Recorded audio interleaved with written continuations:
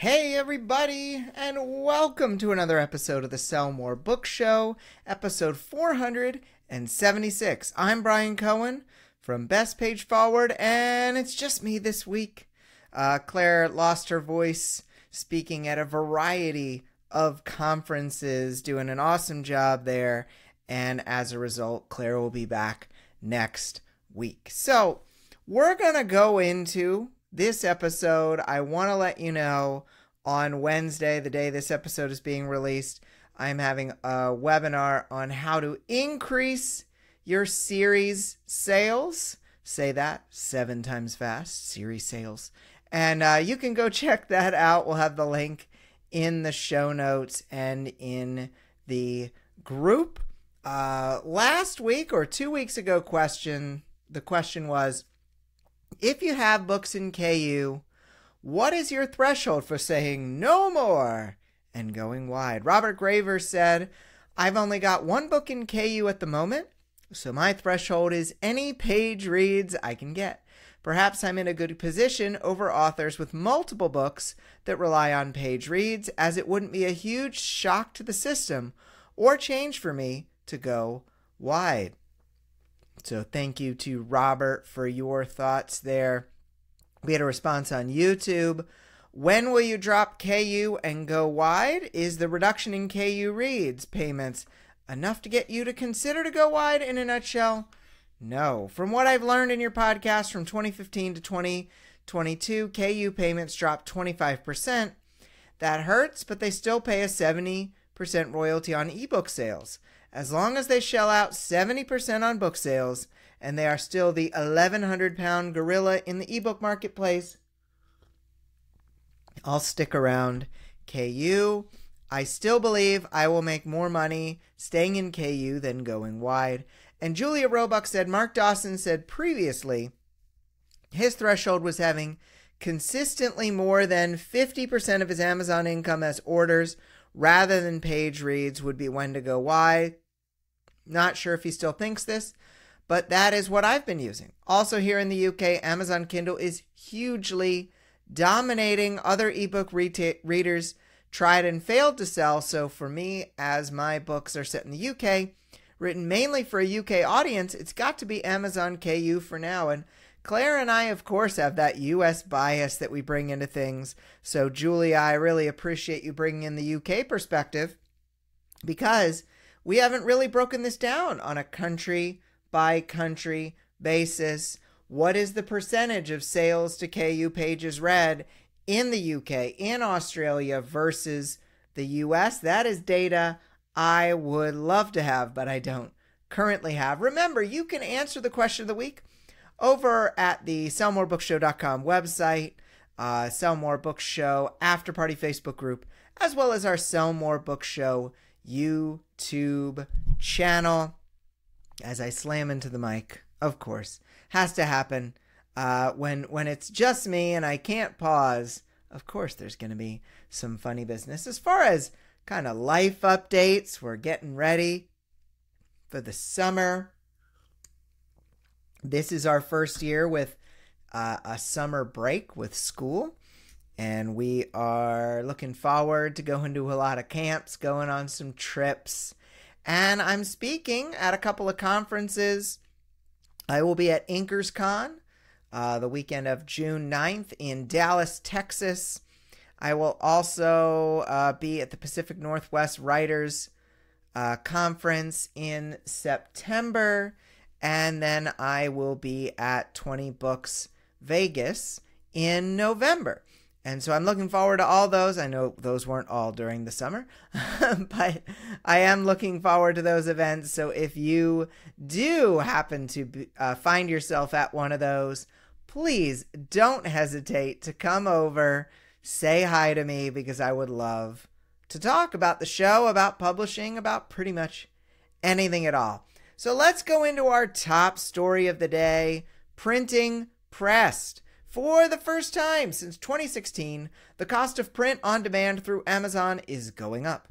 KDP announced in an email to users, quote, since launching KDP print books in 2016, We've enjoyed helping you publish and sell your books around the world. During this time, we've kept our printing fees the same, despite increasing costs of materials and labor over the past 6 years.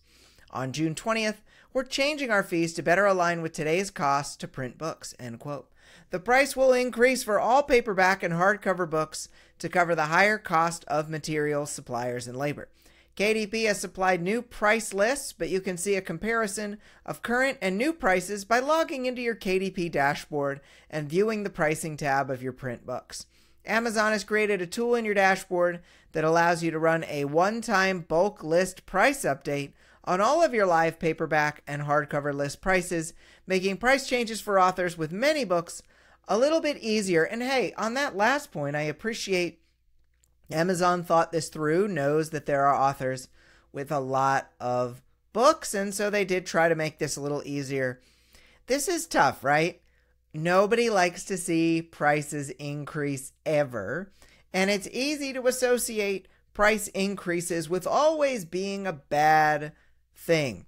But if it came down to Amazon saying, well, if it's either we're going to get rid of printing or we are going to increase prices, let's go with the price increase side of that, because we are not a huge component of Amazon's business. Percentage-wise, they make more money on Amazon Web Service hosting, and they make more money on ads, and authors are probably even a small component of that ad earnings for the business. And so if Amazon's keeping us in a way, and we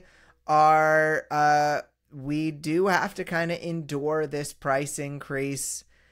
It's pretty impressive that in 7 years they never increased those printing prices. I was not aware of that. And for a price not to go up in 7 years when it's gone up multiple times with other print-on-demand services, especially during the pandemic, I would say that, hey, maybe they're entitled to this price increase. But I don't know. Well, let's go into some hot potatoes of wisdom here, see what we think. So, why do I think Amazon waited so much longer than its competitors to raise rates for print books? I think Amazon is running a business, and Amazon at any point has to run their business under some kind of umbrella. There's some kind of goal that they are wanting to achieve in any given department. And it's possible that in the KDP department, they were willing to eat some of those fluctuations in paper costs in order to make authors happier. And so I wonder if that was part of it. You can't help but wonder, was the exit of Jeff Bezos from his major role in the company in the last couple of years, is that responsible for some potential safeguards for the books being not so safe anymore? And so maybe that had something to do with it as well. Another hot potato of wisdom. When should an author use more than one print-on-demand vendor for their print books? So Amazon is only one of the print-on-demand vendors. Of course, there is Ingram. There are, of course, local printers. Draft Digital has the ability to do paperback printing. So there are reasons to use other printers. Like if you're going to get into a retailer, you wouldn't have been able to otherwise. And Ingram and Draft Digital both allow that to happen. If you are trying to print for a special occasion, like an event that is live, like a Kickstarter, you might find that printing through Amazon with its occasionally not so great quality may not be what you want to do. I have used Mixam, M-I-X-A-M, which is a printing service that helped print the books for both the self-publishing with Amazon ads and self-publishing and email marketing Kickstarters, and I was very happy with the quality from both. And so I would say that if you are trying to do something special or you're trying to get into a certain retailer, you may want to use more than just KDP Print. We're definitely going to come back around to this, folks, in the question of the week. So let's definitely keep this in mind. But let's go into the super fun solo lightning round, which I don't know if we've ever done, because I think all the lightning rounds have been with Claire. So let's do some lightning sound. Pew, pew. Feel free to make your own at home. Pew, pew, pew, pew, pew. None of that sounds like lightning. Question number 1. How early in your author career should you have an email list, a website, and a social media presence?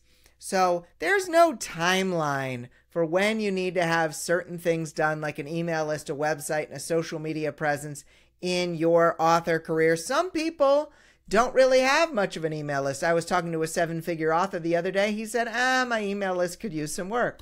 I personally don't have the best web presence, and I've been in business since 2010 with my books. And so I think that you don't necessarily need to have all of these things lined up in order to be a success. And I do think that you can usually do a very scaled down version of a website, a very scaled down version of a social media presence. And you do want to have that link, that landing page that can get people to your email list pretty early on. But as far as the rest of it, you do not need to specifically have these things in order to have a career. Lightning number 2. How often do you email your readers? Folks, a lot of you are my readers, and you know that I email relatively often. I will usually email at least a couple of times a week when I have something coming up, like a free class, like my Higher Series sales class coming up on Wednesday, which is today as this is getting posted. I will post about this multiple times because I want y'all to find out about it. And I am certain that I've gotten a fair number of unsubscribes on a week where I might send 3 and then 3 with info about the webinar replay. But you know what? It's okay, because a lot of those folks might not have been the kind of people who would read my books for authors, or who would be the kind of people who might purchase services through Best Page Forward. And so emailing multiple times a week or multiple times a month is okay, because it is possible that you do not need the people who might unsubscribe when you are emailing more often. As I've heard it said, they might just not be your people. So number 3 in this all lightning of lightning rounds, what can an author do before their book is ready to build an audience that will be excited about that future book? So what can an author do to get readers excited before the book is launched? Something that makes you smile and joyful and happy, that also helps you build an audience. Some people love creating videos. I find myself one of them. And so you might love putting content on TikTok. Some of you love writing, and by which you might be able to write an extra short story to give out as a freebie, an extra stories that will go only into your email list. And so you need to find the thing that brings you joy as you are creating all of this stuff, because you are not necessarily going to want to follow the path that other people have created for themselves, because you want to do what will make you happy. And that is going to show up so much in all of the book marketing that you do. All right, moving right along. How do you decide what to focus on when you've got 1,000 decisions a day? So when I have 1,000 decisions a day, I try to go back to my goals. What is it I am trying to achieve? What is it I am doing to get the most out of myself? What do I care the most about? What am I passionate about? All of those things factor in, because when I have too many decisions, I'm starting to feel that decision fatigue, which is a real thing. I need to think about, okay, if I have to make a hard choice here, which way am I going to fall?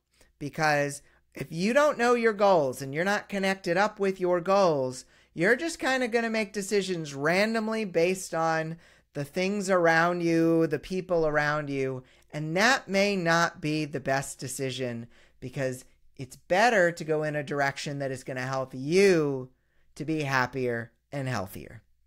And number 5, how do you work with other authors to jointly promote or market your books? So I work with other authors who write nonfiction for authors.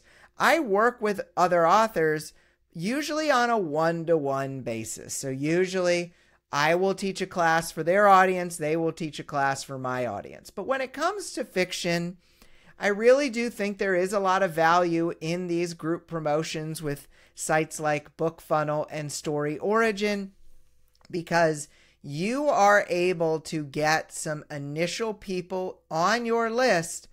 And even if they aren't necessarily buyers, these are people who might go and review your book. These are people who might share your book on social media.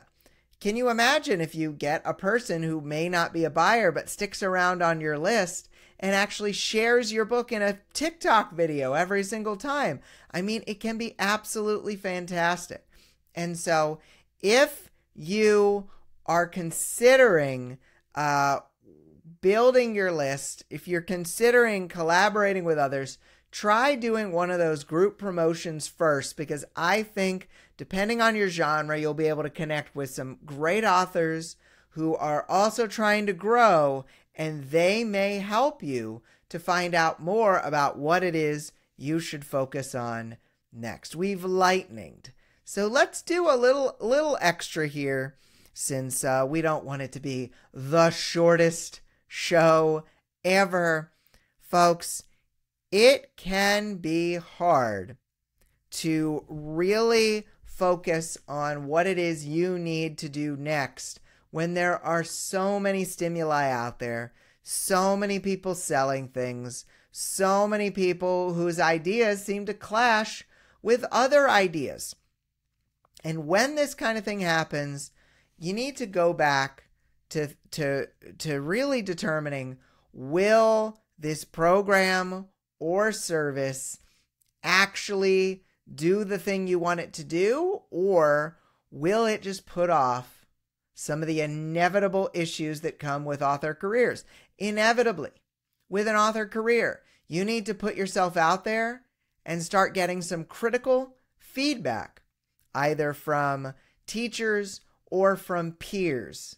You will need to get that feedback, and it may hurt at first.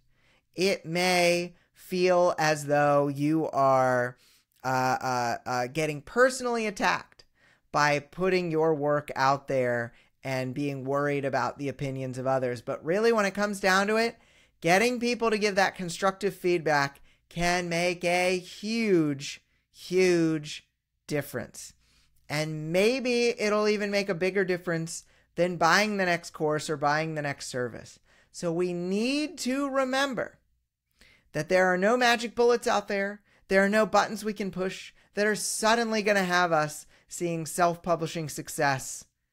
Remember, a lot of the big changes that are going to come that will help you to succeed as an author are going to come from within. I have a question of the week for everyone.